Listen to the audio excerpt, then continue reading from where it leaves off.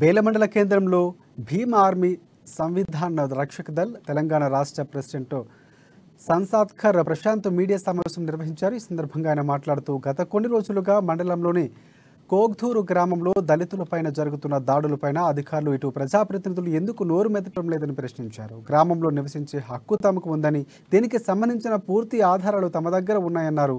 తమకు ఊరితో ఎలాంటి గొడవలు లేవని, కేవలం కొందరు వ్యక్తులు తమను ఊరు నుంచి బహిష్కరించాలని ఆవేదన వ్యక్తం చేశారు. ఇక ఇదే విషయంపై పోలీసులకు ఫిర్యాదు చేసినా కూడా ఏమీ పట్టించుకోవడం లేదంటూ ఆవేదన వ్యక్తం చేశారు.